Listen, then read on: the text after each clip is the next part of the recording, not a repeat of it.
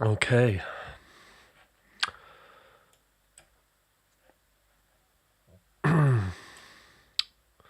Hello, is there anybody there?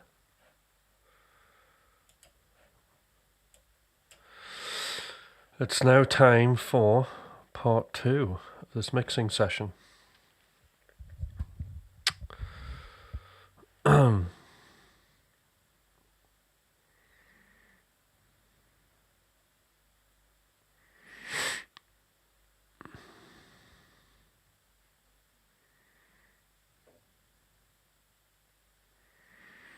So what I might do is make a bit of a start.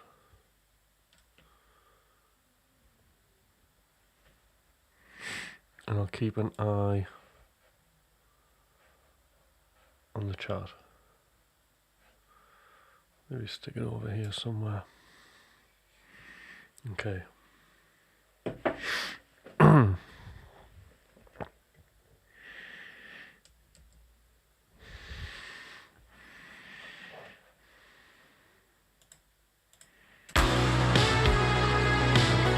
One more time.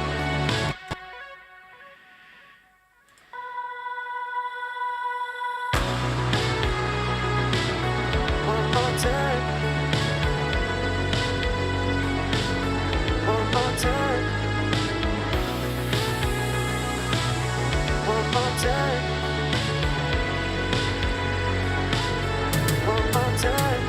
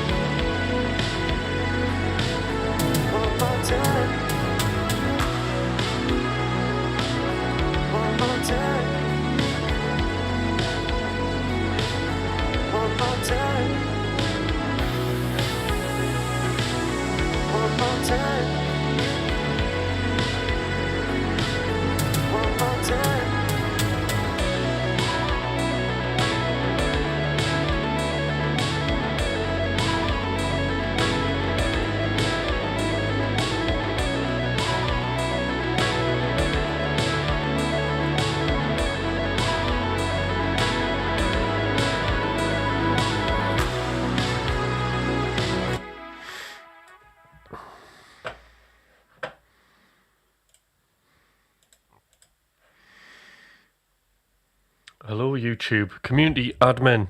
Thank you. Right, well, we're just at the beginning of the process, actually. So, what it was is I didn't do my morning session. Oh dear, hair looks crap. Didn't do my morning session because I was out late, believe it or not, at a Skid Row gig.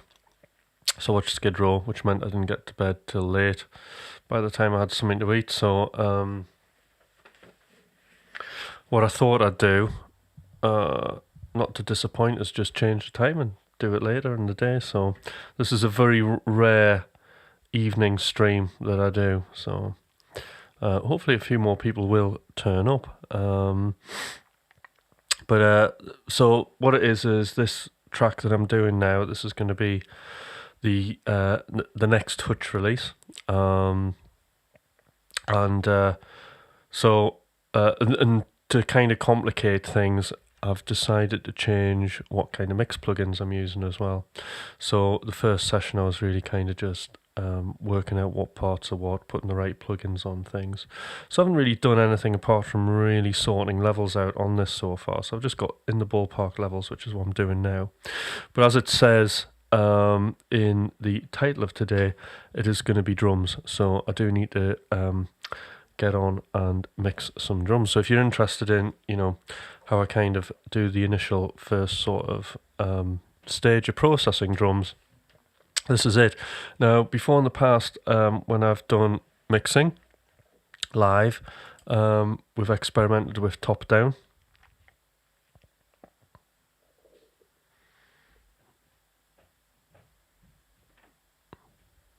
I'll come to that. So I've done the top down thing, that was on one mixer, but on this, because I'm changing plugins, we're going bottom up, which I've been doing actually lately, and I've had quite a bit of fun doing it. So, and the interesting thing is, I'm back to releasing music completely on my own as well. So, I am the quality control, me and the automatic music making machine, which you've probably seen. So we're right at the final stages. We're at the convergent phase, and here we are mixing a track again. Now, one of the really interesting things that I really dig about self-releasing is it's a great way to improve all of your areas of skill as a musician. And that being that, and I've talked about this before, when we release music, we listen to it in a completely different way. And the way that we listen to it, when it's that final kind of closure and it's out and there's no real kind of going back, we have to kind of accept that, that was the music we made at the time. We can learn a lot from that data. So all of the wins, all of the problems that we have, and I always refer to problems as being good problems, because if we have problems, then there are solutions, and then if we've got something to solve, then surely that is going to move us forward, because ultimately what we've done is we've created new knowledge for ourselves. So this is what's very, very, so that's very, very important. And because it's an end process, because we can't go back, because that's what it is in reality, and that's what everybody else is hearing, therefore that data is very, very valuable. And the only real way to get to it is to basically release it. So, it's a great thing. I've got the McRocklin Hutch thing happening. I've got the album coming out there. I've got this wonderful guitar competition that's been going on, which we need to kind of get closure on, which we're going to do in a live coming very soon. But the thing about the Hutch releases is, obviously there may be an expectation of, people's perceived quality of what I'm doing, which I'm not really that quality focused. Not in terms of mixing, I suppose, but what I am interested in is, not being too tied to the genre that I'm in. Hopefully, as I release music, becoming more experimental. Some releases will have lots of guitar, some will have a little bit of guitar, and some may have no guitar at all, because as people know, I absolutely love electronic music, and when it comes to writing music, it's the foundation of what I do. Despite being a shredder, I'm like kind of one of these shredders. Even back in the day in my first band, I was obsessed with Prodigy, and I wanted to get and like house piano music, and I wanted to get that M1 sound on everything I did, even though it was like basically heavy metal. And I've always been interested in that kind of crossover from day one. And that eventually kind of taken over into, basically being a lot of synths and a lot of technology involved in the productions that I do, mixed with shredding. So there we go. But I don't want to ramble too much. So as I say, I'm just going through this, getting some levels. I had some problems on the last live stream because the Roland Cloud was asking for the password, which I didn't have. So I've sorted that issue out because I couldn't get the 808 drums up and I couldn't get the JX pad up, which is obviously an important bit of my sound at this point. When I made this track, I love the JX strings, which I'll play because they just sound so retro. But so have you tried Polyware plugins like Infected Mushroom? Infected Mushroom are like an EDM kind of guys, aren't they? So I think they do. So things I've seen them do, I'm not really been that interested in them because I just don't like the look of the plugin, to be honest. But I'm sure it's really, really good, and I know a lot of really good producers use it, but they do the sidechain plugin, don't they? So I've seen that now for sidechain because I got tired of hearing the sidechain effect as a rhythmic pumping effect, especially in dance music when it's a 4/4 click and you've got everything kind of pumping on the offbeat.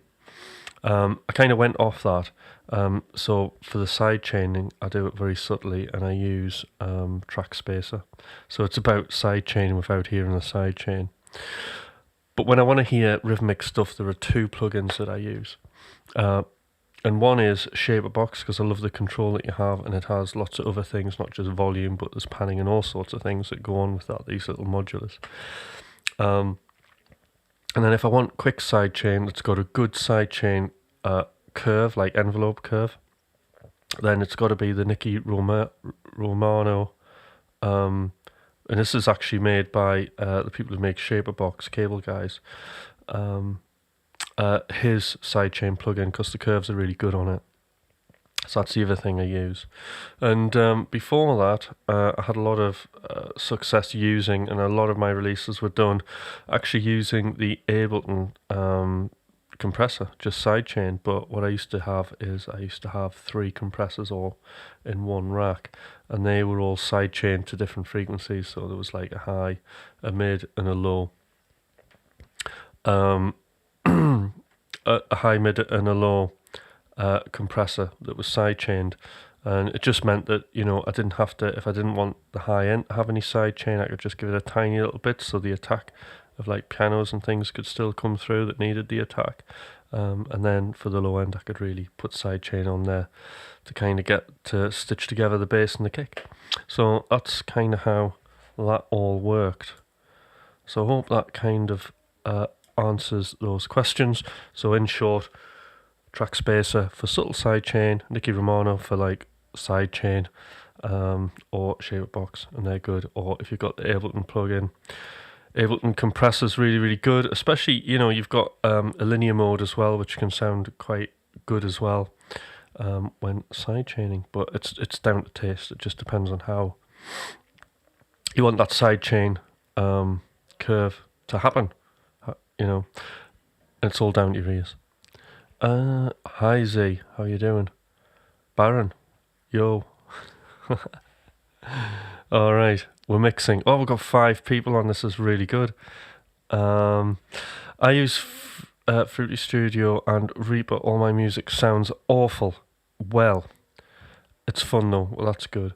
I wouldn't necessarily blame the DAW. They're all the same, aren't they?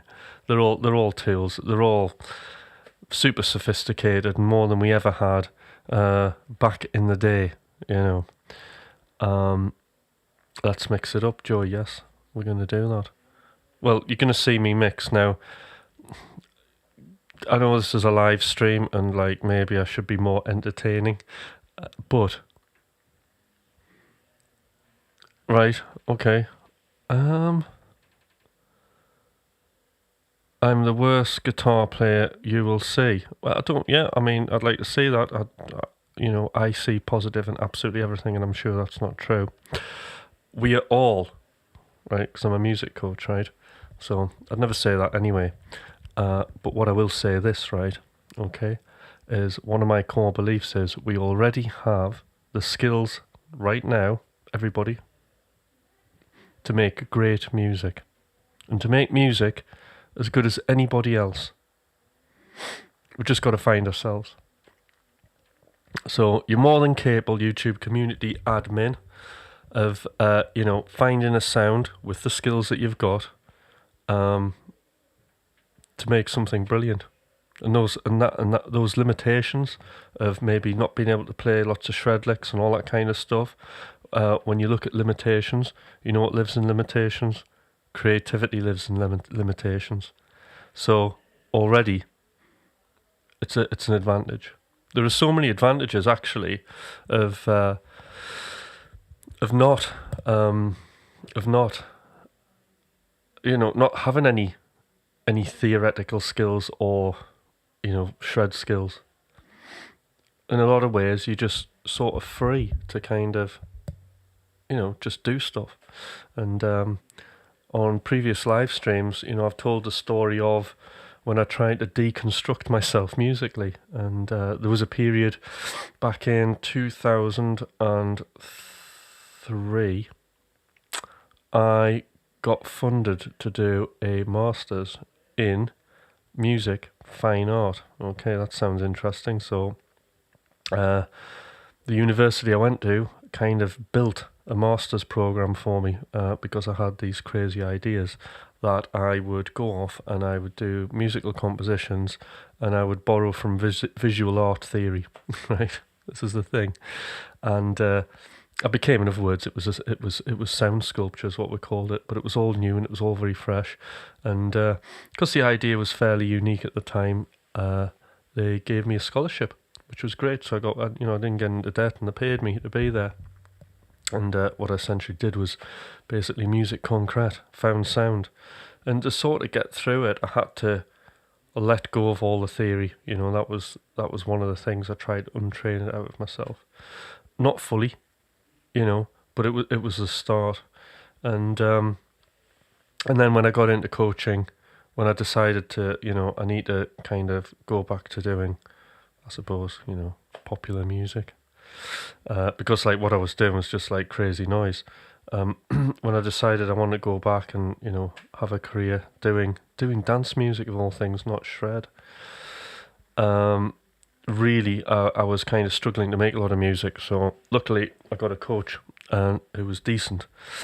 And one of the things I actually worked on through that period was a lot of the music I was listening to was made by people who just didn't think about theory. They just kind of went with a sound. It was like this great freedom that they had, and I wanted to have that, but I'm so like tied up with the music theory. It's like things have to add up in a certain way, and because of it, if it didn't make sense, I wouldn't want to do it, or I wouldn't feel tough seeing Timmy trumpet. No, that's EDM, right? I don't do the EDM. We could have Timmy shred, couldn't we? No, it's the EDM thing, and he only occasionally gets his trumpet out, and his music's probably ghost produced anyway. So, what was I saying? So I had to try and not succumb to that. So, okay, when I say dance music, right, the closest I got to EDM, right, okay, which technically could be EDM, was Future House. So Future House was it was that modern sound, but it had the retro edge, it had like M1 spiky pianos on it and stuff, and there was like a kind of neo-soul, kind of housey thing going as well. It wasn't full on saw wave synths, being ups and like huge, and then just a huge pumping kick drum with massive like breakdowns with like lovely girls singing stuff going on where it's almost like a pop tune. It was not like what I did. Wasn't the earlier stuff just wasn't like that much. But it ended up I ended up being managed by two Dutch. It is, yeah. It's a Future House is. It's a genre. It's a subgenre, isn't it? Really. You can check the stuff out actually if you go on Beatport.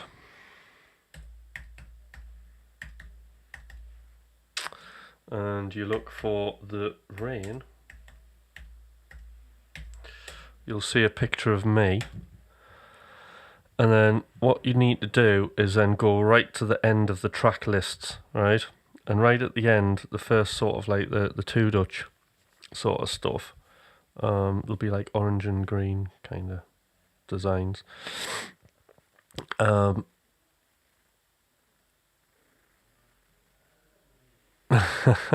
Have they had millions of plays? I don't know.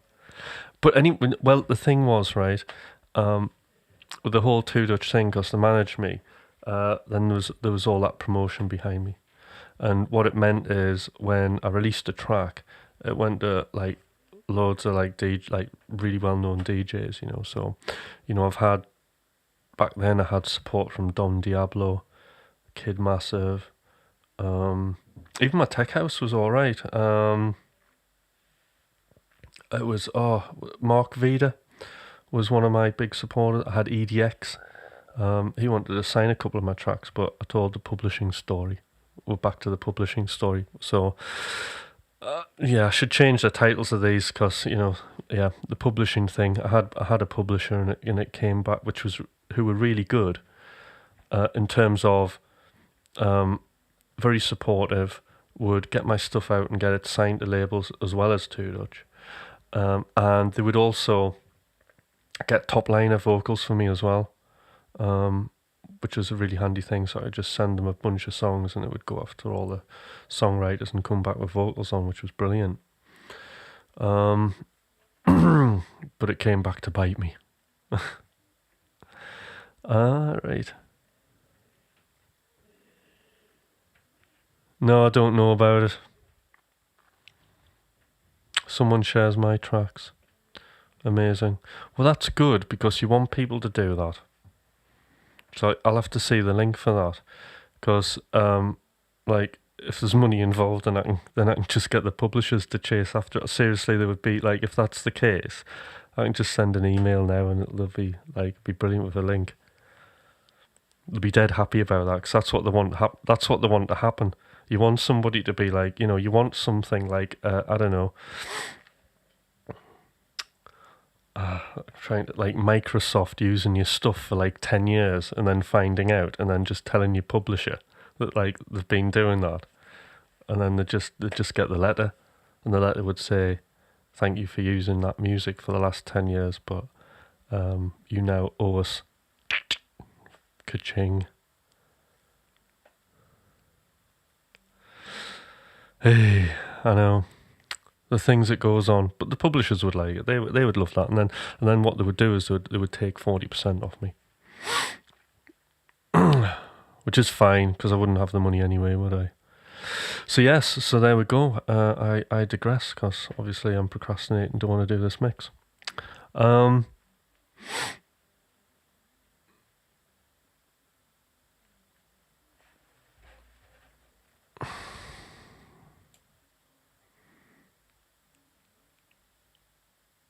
Was there any other questions? Yeah. So yes, then I was talking about the coaching thing, wasn't I?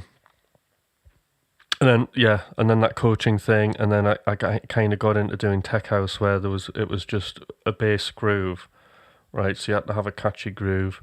The drums had to be, you know, drums, providing a good groove to the bass. But then what you had to have on top of it was kind of some weird thing going on. And that was the weird thing, was like, it couldn't be like a cheesy it was just crazy samples, you know, that I would try and throw in. And I would go for stuff actually that wasn't totally in key with what I was doing, but it was almost like jazz.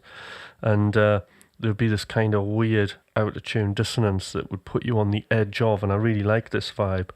And something I haven't had for a while actually when I think about it. But it was that vibe of, this is like, it could be wrong, it could be right, you know. A bit like, you know, the Eddie Van Halen licks where, you know, he calls them jumping off the stairs and landing on your feet. There's like a kind of moment where it's just like really out there and you're wondering, like, push comes to shove, there's like a run in that, one of the first runs, and it's like, I've always wondered, like, is that wrong? It's right. Oh, it's like, that's like cool because it gets you thinking. So I loved all of that, and I was trying to kind of, with some success, get that in my house music, if that makes sense. There you go. Right, I think we better look at this track. What do you reckon?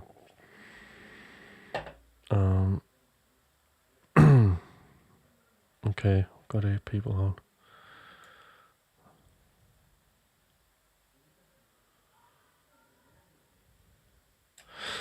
on. It could be possibly genetics too. My mother used to be in a brass band.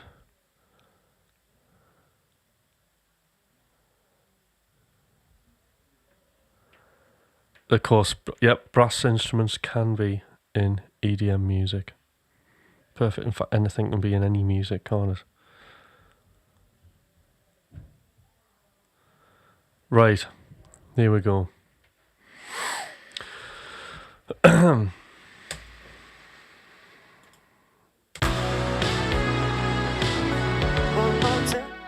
So what I'll do is I'm just going to have a run through, check the levels. I need to get this synth kind of in some sort of shape.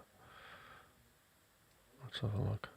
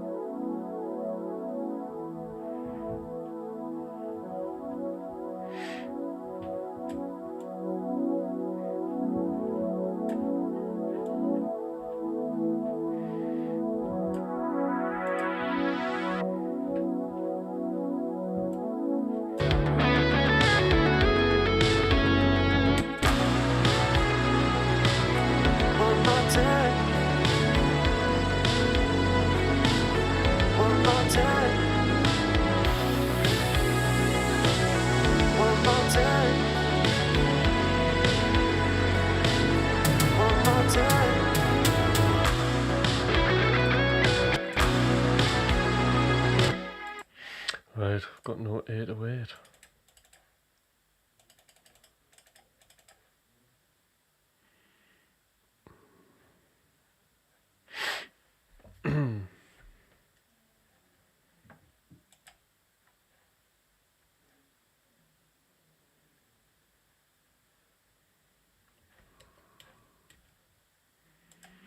See what's going on with it.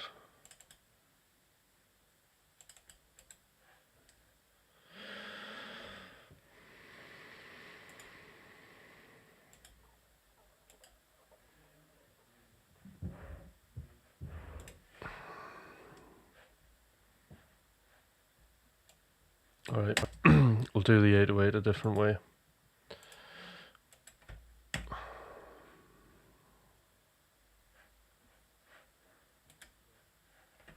Oops. Bring it back a second.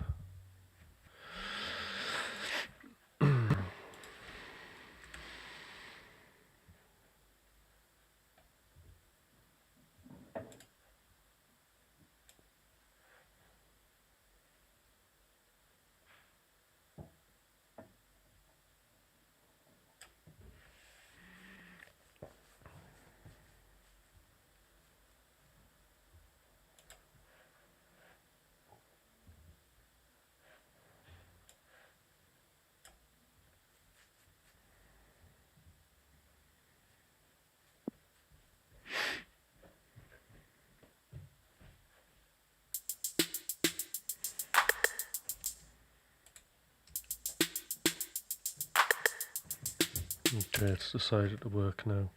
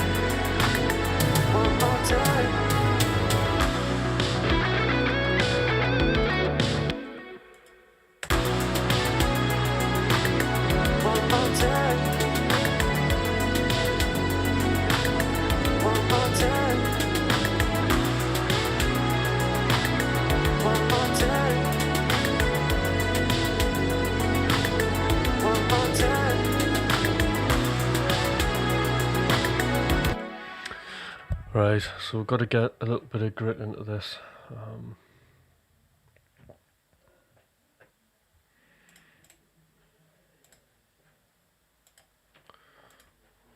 Okay, J9000, start with this rim.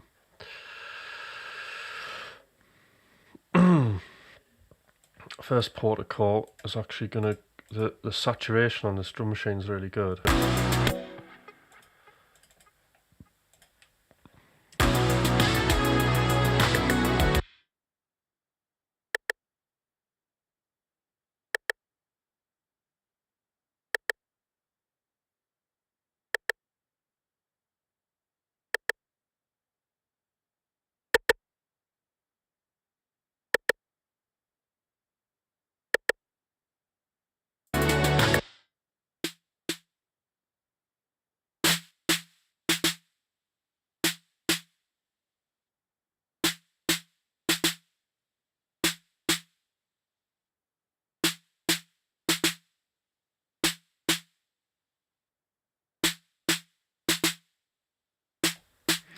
So what I'm trying to do here, adding the saturation on, is I want to preserve the transients but bring out the detail of the instruments.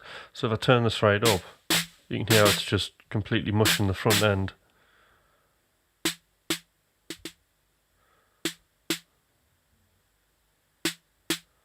So I want it about there, I think. Okay.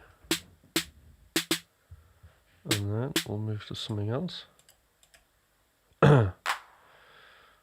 Hand clap.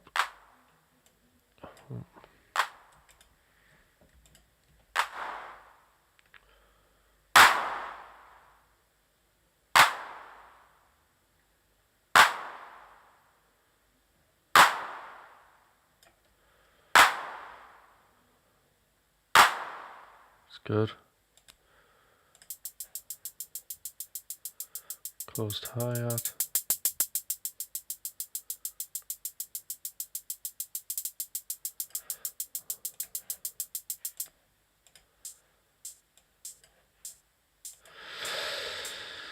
Right, open hi-hat.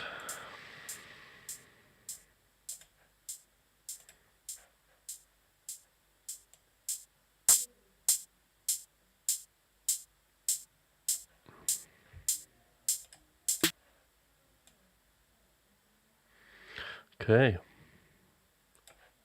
let's get some levels on this.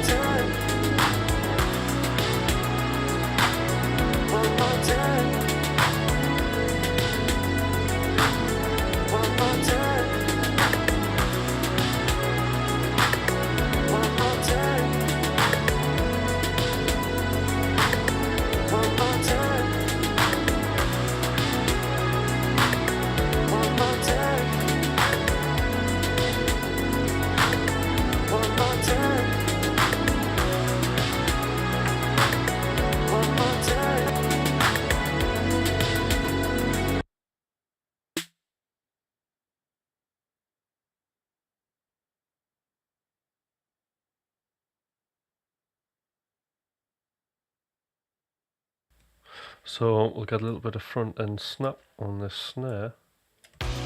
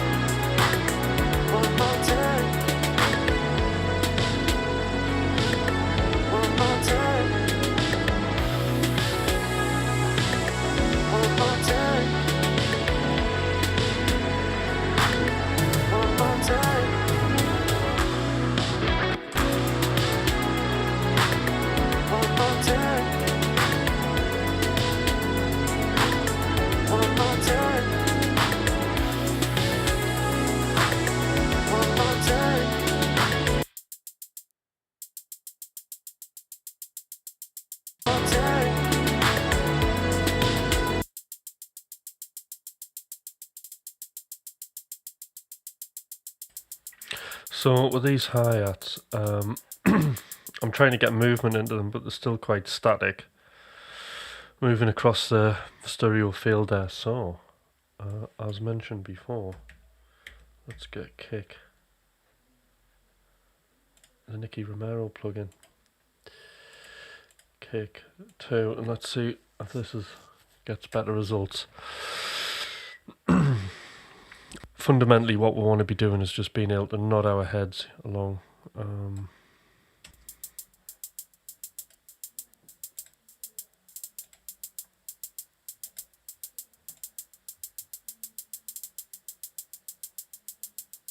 Like that.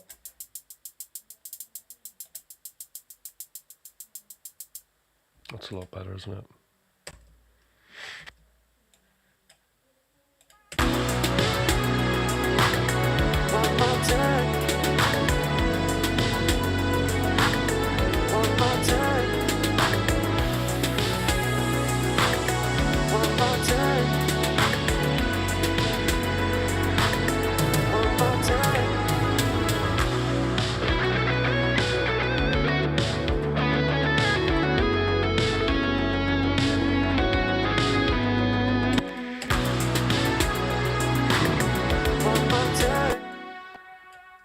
Let's get these drums banging.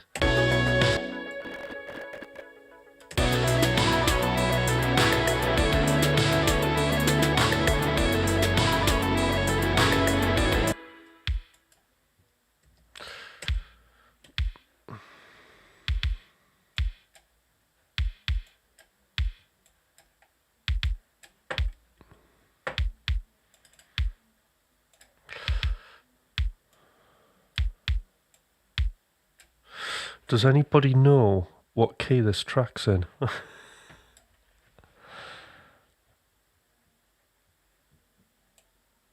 try.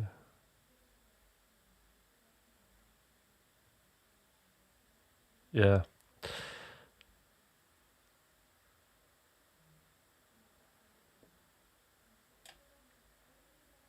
Alright, Time Prophet, you've got Easy Drummer set up in Ableton.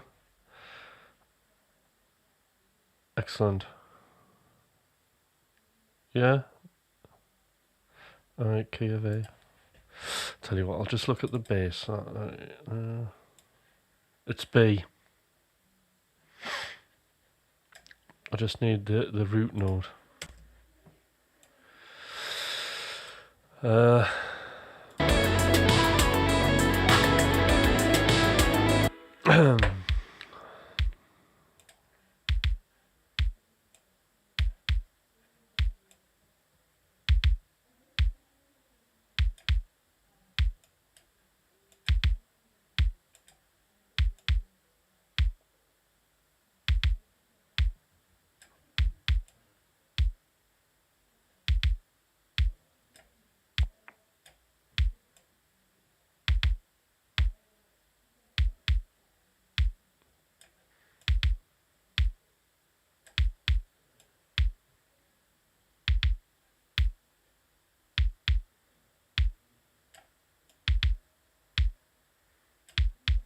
Okay, there we go.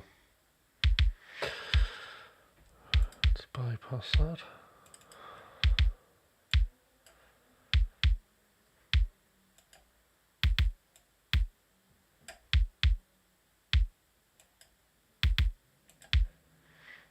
Yeah, let's clean it up a bit.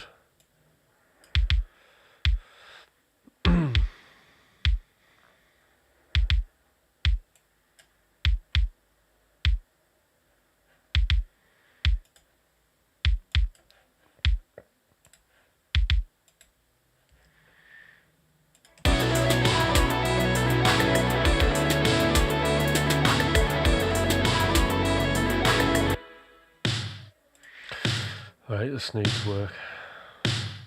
Right, wait.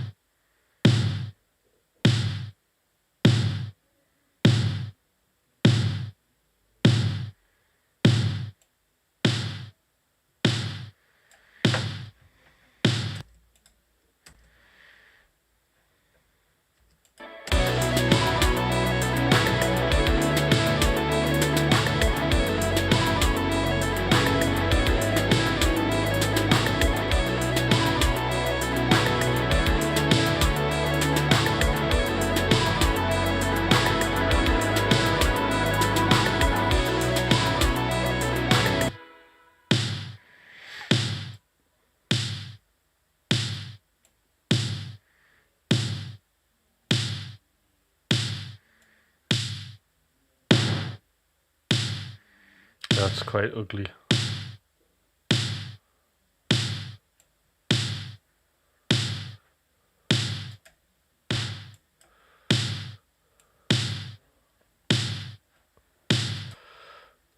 Okay.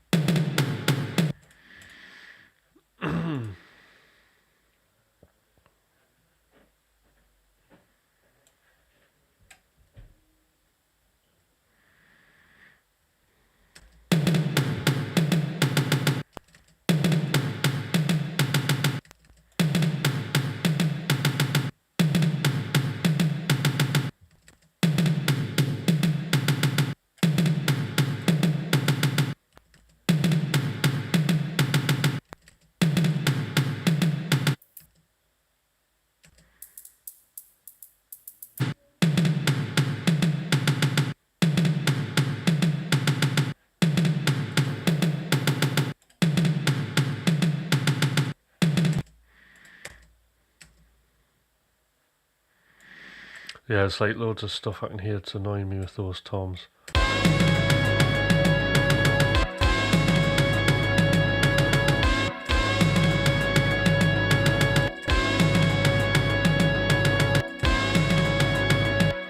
Getting somewhere now.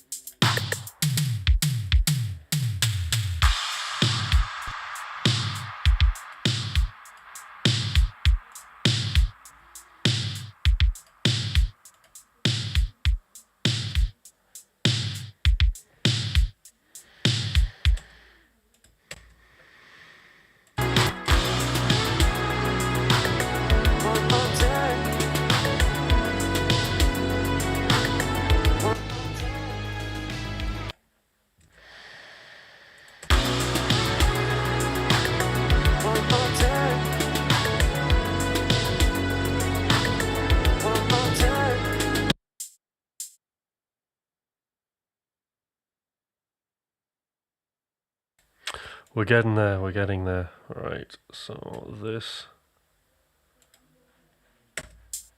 needs to be in the center. And we're going to use Hass effect on it. Let's have a look.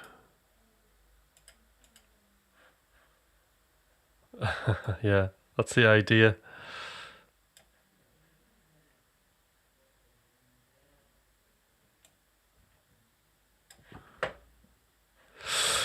Right, where am I up now?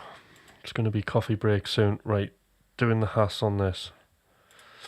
Can't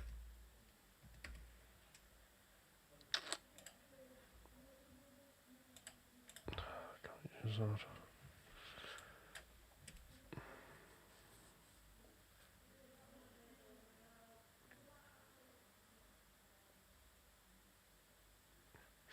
Right, I'll do it this way.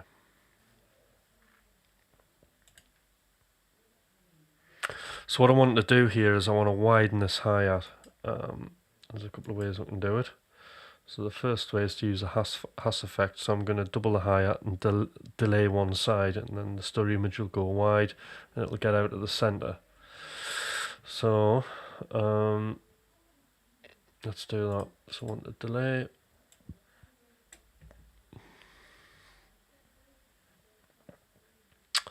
Knock it out to sync. Take the feedback off, wet and dry right up, take the filter off, drop that down, take that off, and then mess with one side. There we go.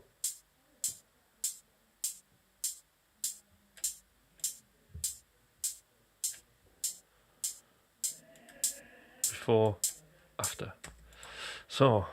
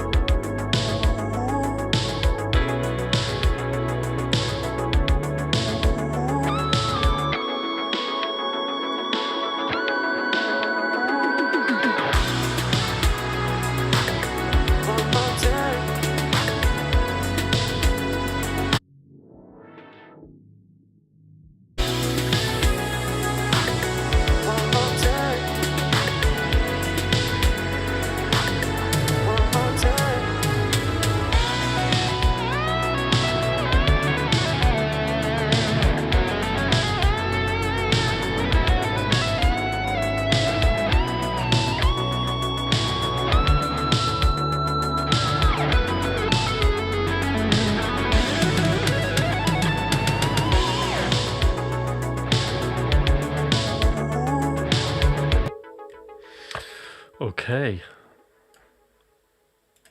Right, there's one little. Oh, I love that fill.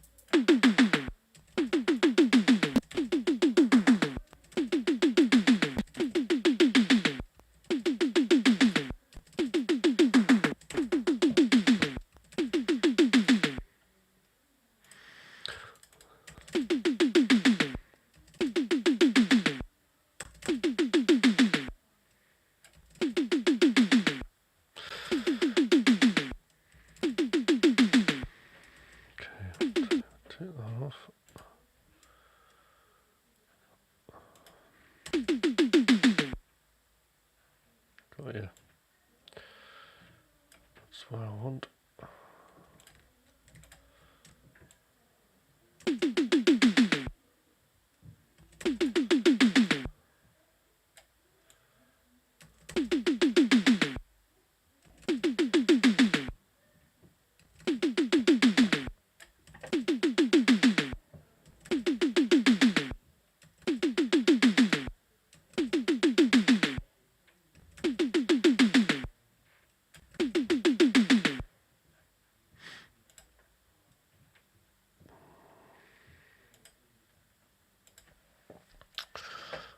Change this 24. Let's try.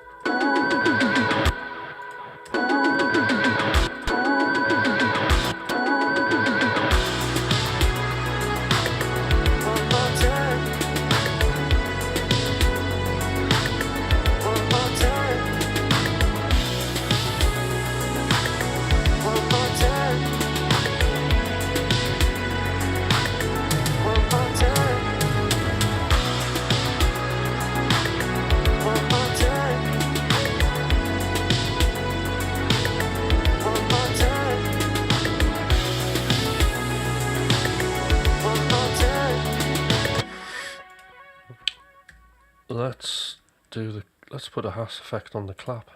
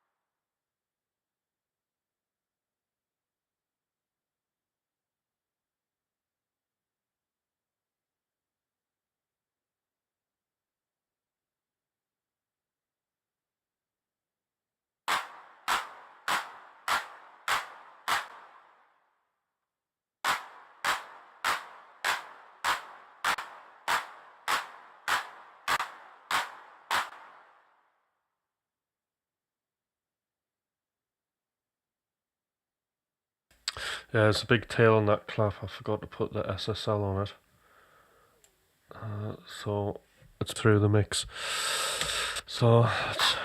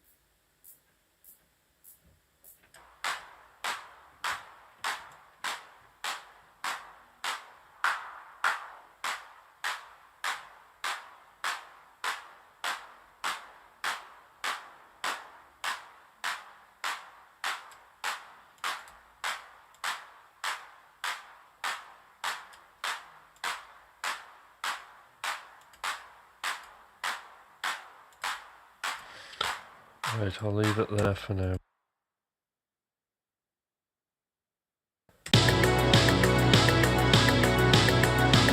Okay.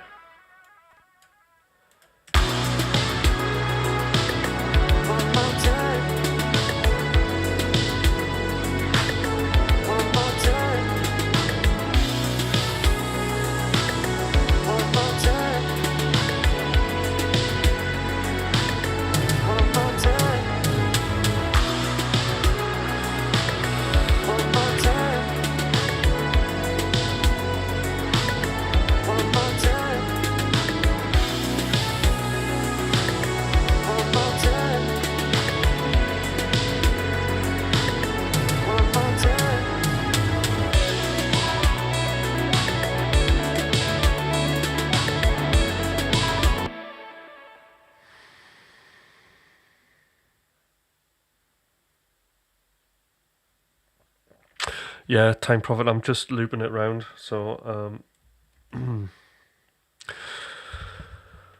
right. It's coffee time.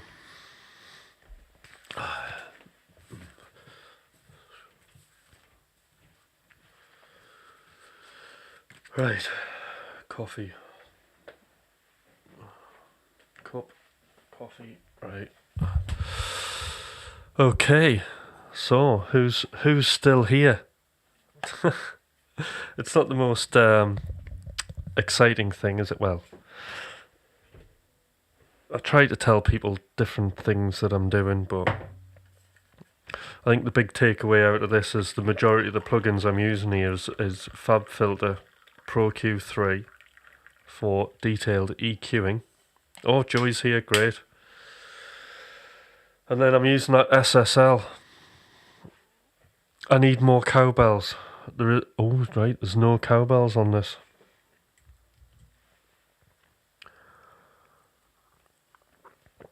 My favourite cowbell's the 808 cowbell though.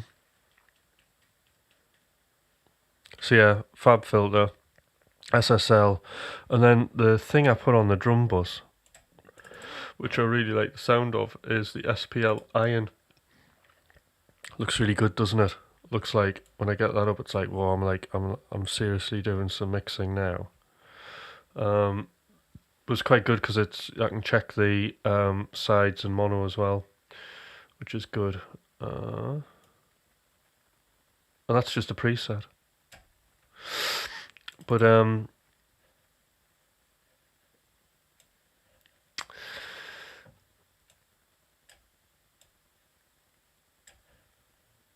getting the drums are starting to sound airy. Yeah, could have. Well, actually, technically, that's what it's doing. It's getting rid of crease. It's just dynamically flattening everything, but it's also adding colour. So there's a little bit of saturation going on. We had the 808 machine itself saturating the drums, doing that very sort of like circuit drive thing, and then I'm doing the same thing, adding third harmonic distortion with the SSL. So there's like a little screw you might have noticed that I turn that up, and like the detail of the sound pops out. How do you not get lost in those tracks? So I've just done this for a while, so I mean at the minute what I'm doing is I'm just focusing in on the drums, but I'm auditioning it next to like all of the other instruments, which haven't had anything done to them, which are very sort of like muddy and undefined. So my goal is to kind of get that kick drum pumping, get rid of all the sounds, all the frequencies I don't want to hear. So in that drum, that kick drum here, for example. There's a couple of things I had to do with this, and it's still not fully right. But the EQ going into the SSL, what I've done is, so I kind of boosted the low end just a little bit of that kick, the fundamental frequency, but I boosted, it's quite a big fundamental there, it's a huge sort of span on it. So what I did is, when I asked for the key of the track, B minor, I put the root in here. I didn't pitch the kick drum, but I'm tuning it using the EQ, which I find a better way to do things. When I've tuned drums religiously to a track, it can sound tighter, but sometimes you lose the power. And then 200, there's a lot of, I didn't really need that knock. So I just took a bit of that out, because the bass is living there as well, and that's going to be mono and in competition. And then there was this other funny slappy kind of sound, which I didn't like. That funny little slappy knock thing. So that went the journey. And it's just cleaner, because the goal here is to get the power of the kick, but remove this mid-range, because the kick drum's happening quite a bit, but every time that's happening, it's covering all of the frequency bands, and the other instruments have to kind of compete with that. And then the high end of the kick I was just accenting the click of that. But the reason I'm kind of doing little boosts here is because I know that this BX console is going to saturate things. So by pushing these in, the things that I'm boosting are taking advantage of that third harmonic, is acting more on those peaks because it's dynamic, basically. So that's what I do there. So if we switch those plugins off, this is what you get.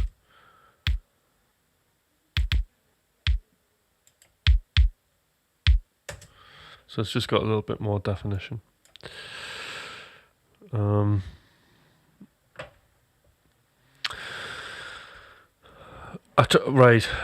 Yes, I do layer the snare sometimes if I've got like a top snare and I need like a lower bit. I might actually even use a tom for that, for the low fundamental. Kick drums, I used to, but what I try to do is just use a really good EQ and then try and just get the most out of the one kick drum. I usually get better results with that. When I've layered kicks together, what tends to happen is sometimes I get phase issues and it just really complicates things. So I just like to get a kick drum that I know works and use that.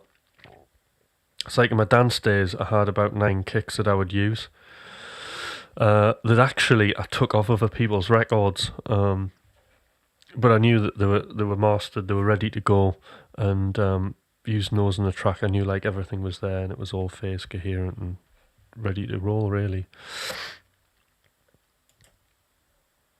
And then it depends what you're using your kick for. So a lot of synthwave stuff tends to be like shorter kicks, and then maybe a lower bass. So let's see how that's.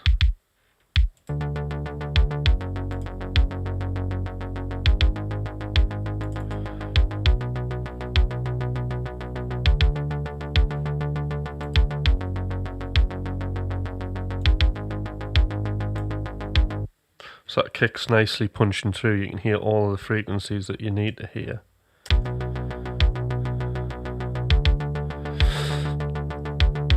So, like, yeah, so the backing tracks that Thomas is using, he's streaming from DreamStream a lot of the time, okay? He does do the occasional thing himself when he needs it, but the majority is all coming from DreamStream, and DreamStream is all of the tracks that I had in my sketchbook on the automatic music machine.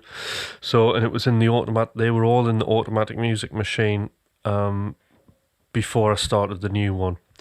So there was something like 400 different tracks that I wasn't using. So I can't remember how many streamers on, but like all of those tracks are from me. And then Thomas, so I edited them all down to like 2.5 minute lengths, and then Thomas mastered them all, and then we uploaded them to Spotify, so everybody can stream them. So yes, so all of those ideas are just ideas, synthwave ideas that I've been working on over the last couple of years that we didn't use.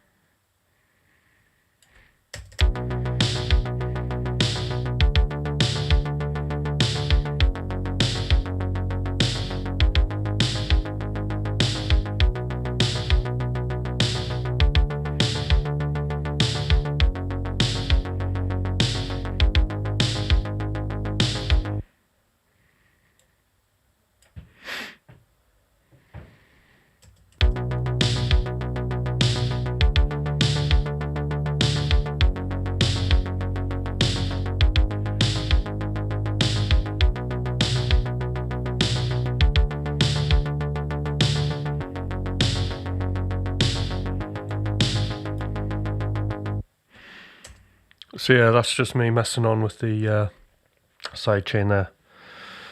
Oh, the thermos flask, I need to get onto that. Maybe I can just make my own sticker and put it by them and put them on, and then sell them to people for a more inflated price. How about that, troll? Oh, I'll tell you what, I could just make... Should we just have some Hutch stickers? You can buy your own black flask and put it on yourself. How about that?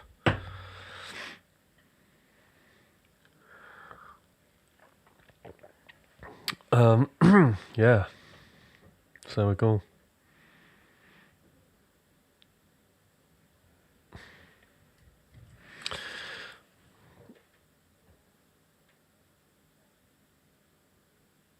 I haven't got my own brand of coffee. I just use whatever's upstairs.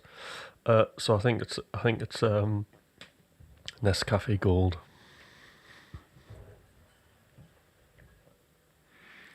I just tend to drink instant when I'm in the house. Don't really do anything fancy.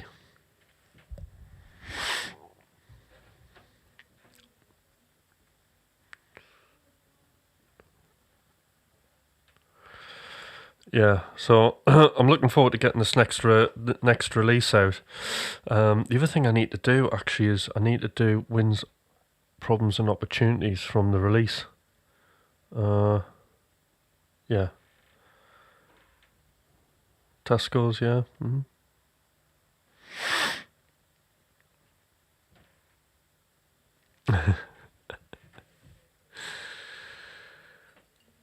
Right.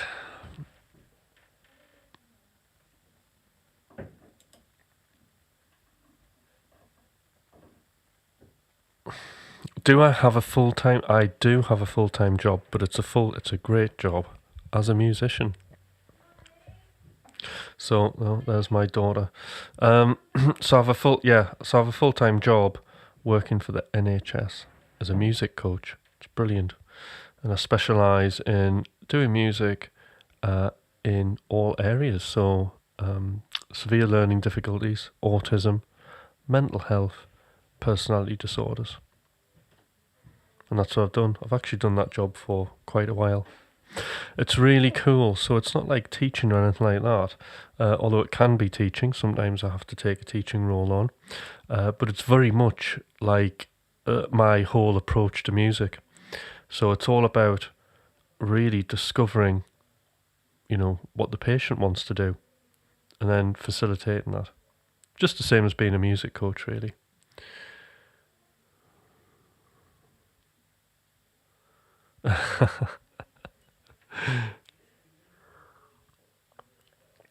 Oh yeah, I'll do that. Yes, that's a good point, Troll. Yeah. Maybe I could just I don't know. Maybe you could do all of my marketing, Troll. How about that?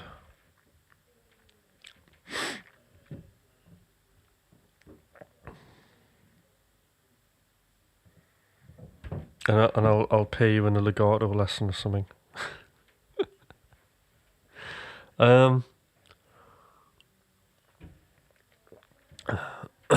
or economy picking. Now I'm like, I can call myself nearly an economy picker.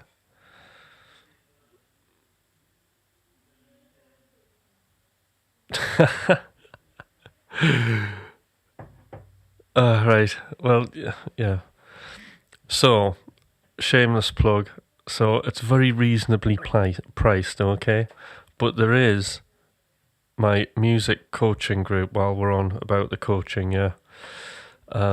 I suggest, if you really want to make some music on your own terms that's as good as anything else out there, okay? And I'm seeing amazing results out of the people who I'm coaching, like really amazing results. And you want to just make music like what I'm doing and have fun and not be stressed out and not worry about having the latest tools and all this kind of stuff, and you can just get on with the equipment that you've got and make brilliant music, then I really suggest sending me an email so I can tell you how much it costs and jumping on a quick half-an-hour Zoom call with me where I can tell you more about it, because the coaching thing is, sometimes people think it's a great idea, but then they don't realise what it entails.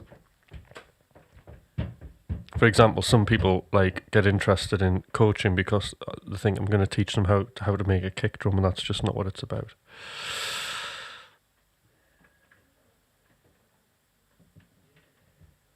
So yeah, now there's actually one of my guys who I coach who came in to the course, right, and he knew very little about Ableton, and but he now knows it quite well. And the reason he knows it quite well is because he splurges all the time. He's using it every day, like I sit here, and it's all about practice. And not only that, if you've got a purpose and you've got a goal and something you want to achieve and something you're focused on, then you'll get there. And the way that we learn is, music is our teacher, as I've said before.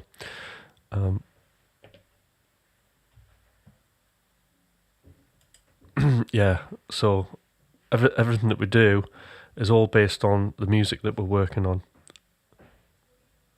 So actually, you're only learning the skills at the time that you need. When you mention, Premiere Pro and like After Effects, or Adobe Audition. There's, I'm sure you've heard of the artist Burial, and he was just using some video some like video making editing software, and he had 4 tracks of audio. It didn't even have any grid or anything like that, and he was just chucking audio and making his music like that. And Burial stuff sounds amazing. And it's like made with like 4 tracks, his earlier stuff. I really suggest having listened to Burial. Does anybody here know who I mean? Burial?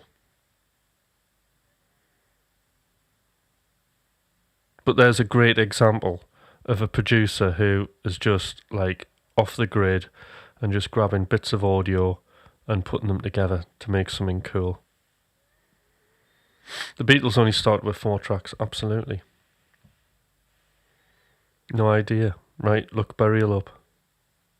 Not heard of Burial, yeah. Amazing music made with like not even a proper DAW. It's incredible. And because what I was saying, the limitations he had to think creatively. And that's what got him his sound, you know. It's like dark, it's what I would class as dark garage. You know, it's the sound of London at night. That's how I describe it. It's got this cool garage kind of off-kilter kind of swung beat, but it's not like a swung beat where he's just gone 16ths at 55%.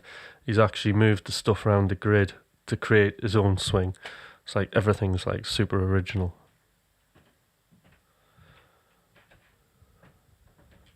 Deal Iron Maiden and Judas Priest. Yeah, I mean, I like early Daft Punk. You see, there's another like limitations, you know.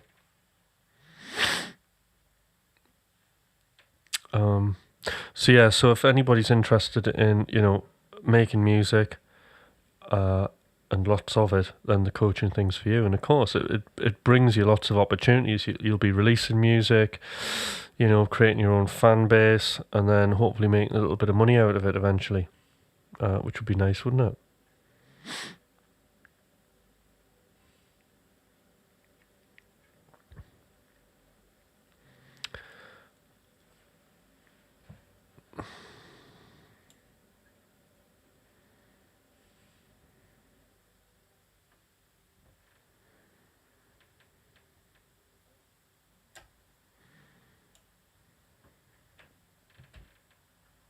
The other thing I might do next week, actually, because I'm free at the minute for the next month on a Wednesday, I might do a free... Who would be interested, right, in coming on a free coaching call next Wednesday? Who would be interested? I'll send a link out on Zoom, and I'll do a group workshop with everybody.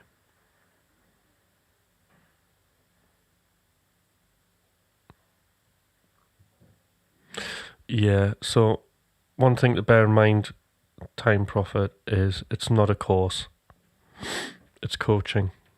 The other thing is you're doing the work there and then in the session. That's the other thing. And the other thing about the coaching thing, which is amazing, so the whole model of how this works, where it actually came from, is the guy who coached me. He was coaching producer DJs, right, who are traveling through multiple time zones, okay, and their careers rely on having a steady stream of really good music that's gonna kind of get them in the dance charts in Beatport, you know, somewhere in the top 50. So they're under a lot of pressure, right, to do all these gigs, flying through multiple time zones, absolutely exhausted, probably taking drugs and drinking as well, and like, you know, they've got no time to make music whatsoever. So this system is actually, that I take you through in the Automatic Music Machine, it's a time multiplier. You'll actually learn how to make really good music in a tiny amount of time. So the guys, you know, that I work with, the coaching group, I mean, they do like half an hour, 45-minute sessions a day. That's all you need. So to be able to do the coaching, you'd need... Right, okay, that's okay. You can just switch your camera off. Problem solved. I don't necessarily need to see you, but I can see you, you know, I can hear. I can, you know, just need to hear your voice. So no, you don't need. You're not forced to have your camera on. All right. All right. Are you in? Right. Right. Okay. Well, send me an email. That'd be great, and then we'll do a free coaching session. How about that? You can screen share. You can just Zoom call, switch account. I'll sort everything out. For the free session, okay. The exercise we'll be doing, we'll be finding out what you want to do. So what you want out of music. What do you really want to do? And we'll do an exercise. It'll be free writing, which is loads of fun. And then what we'll do is I'll just coach everybody very briefly, individually, on what their next goal will be, what they're going to work on, what their action's going to be. Sorry. So that'll be good.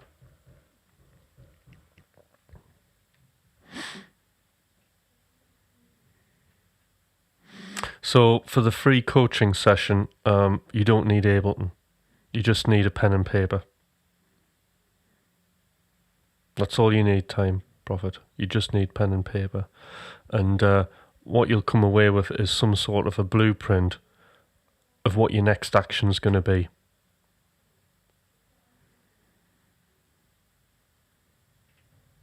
Good. Right, you've got a pen. So we just need to get a sheet of paper for next Wednesday. You're sorted. I mean, I say pen and paper, you could type on your computer, but when you're free writing, there's something much more tactile about pen and paper. Because you've got it right when you free write, it's all coming out, it's unedited. You don't have to read your free write back to me or anything. I don't actually, I don't get you to read what you've wrote out either, but we actually use your free write to work out what you're going to do. The email address is in the description for this channel. It's there.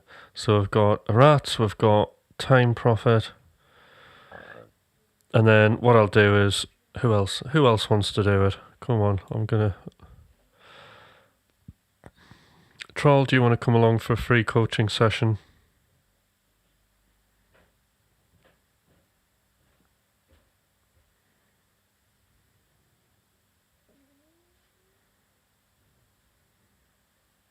Come on, free of charge.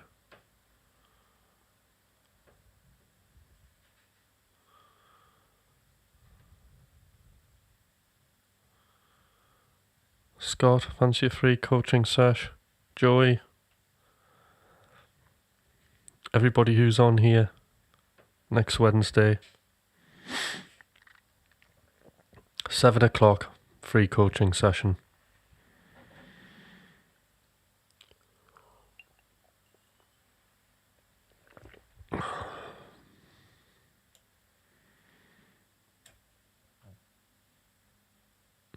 No, it's not. I'm going to do it on the evening.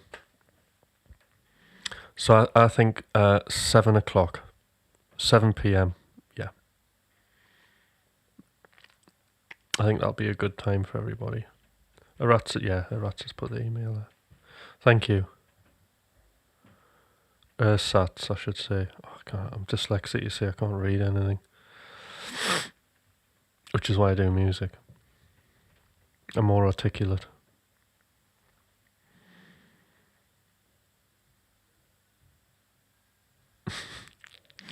So, that's it. So it'd be great to see everybody on the free coaching session. I can tell you more about the coaching, and you can ask me questions.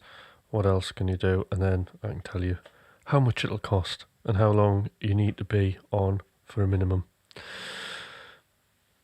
And that'll sort it. And then everybody will know. And then when you need coaching, it's always there.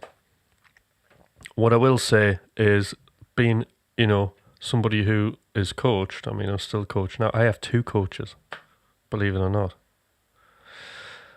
So there's the guy who I coach for, Mike Monday, and then, believe it or not, I have an occupational therapist who's also like a coach, and she coaches me through all of my lifestyle stuff. which is brilliant. In fact, it was invaluable. So when the pandemic was on, I really needed that because I was like, like I worked every day in the hospital. It was crazy. So to keep saying I had coaching for that. So yes, so I have 2 coaches. Excellent, guys. So I'm gonna head off now. We're on tomorrow morning, as usual, because I'm gonna go to bed nice and early, and we will be working on the melodic instruments. Yeah.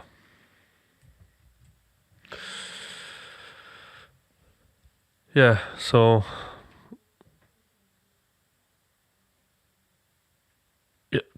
teaching's a skill, isn't it? And it's, yeah, thanks, Joey. But more about teaching another day. Because obviously I've taught as well before I started coaching. The problem I have with actually, oh no, I better not start. No. I'll ask me another day about teaching. Yeah. Cool. All right, guys. I'll see you tomorrow morning, and it will be 5:30. I'll schedule it now, and then I'll see you all then, and we'll work on the melodic instruments of this mix. Cool. See ya. Bye.